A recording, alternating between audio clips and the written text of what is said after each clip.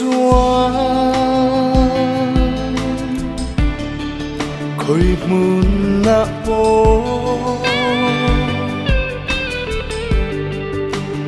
nang nên xóa anh tiếng po y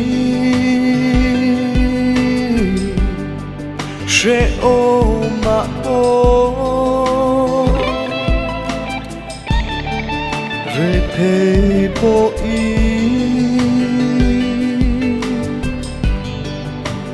nang nên xóa van ram mà chẳng chi in ne na ôm tu đi cái mà hi min sia mà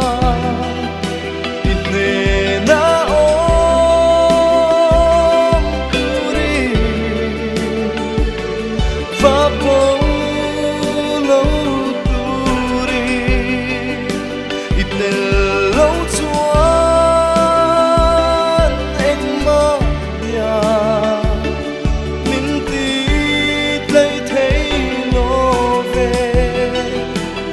phàm kinh na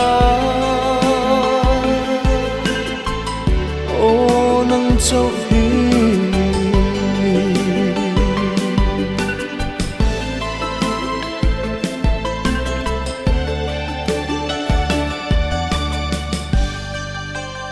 nắng nên xóa khơi mun na po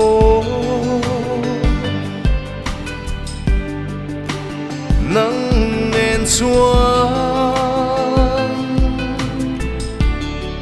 đã chăm mà ôm lâu nung khô hà ra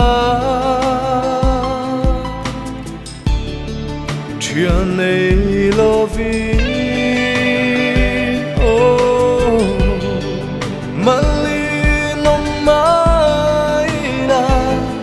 nắng em xóa van ram mà chẳng chi in ne na ôm tu đi cái mà hi min sia mà in ne na ôm tu đi và bóng lâu tu đi ít để lâu chuan anh mơ nhà mình tí lấy thấy nó về cứ phàm kinh na ô nắng châu hi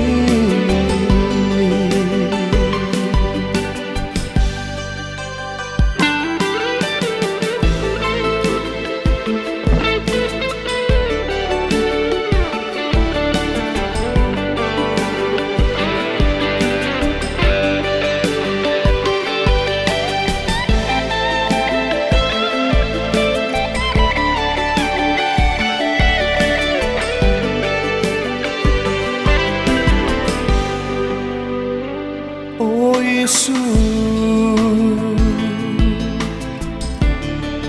in ne na châu cất tha âm mua aha cho chi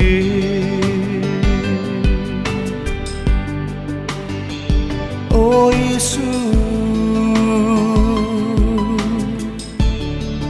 in ne na châu cất tha âm mua aha cho chi iten lo va lo na tu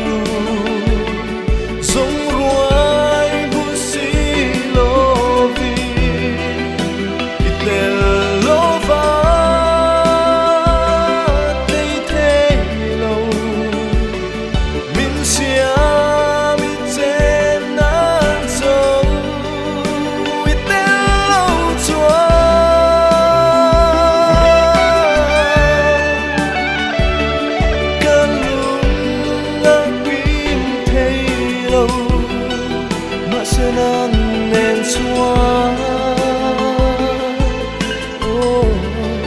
phàn rầm mất dâm chi